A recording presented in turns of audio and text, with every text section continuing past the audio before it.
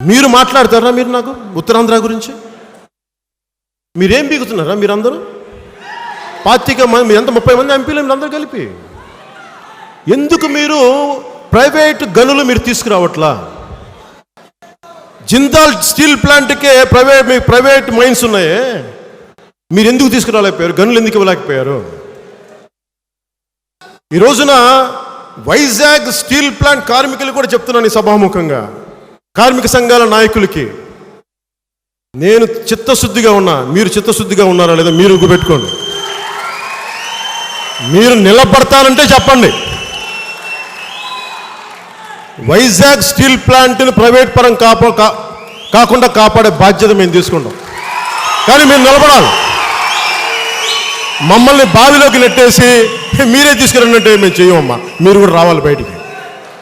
కడుపు కాలుతుంది మీకా నాకా? నేను బాధ్యత వహిస్తా, దెబ్బలు తింటా మీకోసం, జైలుకి వెళ్తా.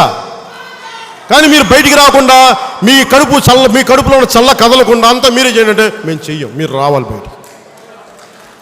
మీరు ఏమీ రాకుండా మా వీర మహిళలు వెళ్ళాలి, మా జన సైనికులు వెళ్ళాలి, మా నాయకులు రావాలి. మీరు రావు. మీరు వస్తే మేము బయటకు వస్తాం. రండి మమ్మల్ని. మీకెందుకు కోపం రాదు? వైజాగ్ జిల్లాలో ఉన్న వాళ్ళకి మీకు ఎందుకు కోపం రాదు? స్టీల్ ప్లాంట్ పోతుంటే మీకు కాదా బాధ? మిగతా జిల్లాలు తెలంగాణతో సహా చనిపోయారా? మీకు ఎందుకు కోపం రావట్లా? భయమా?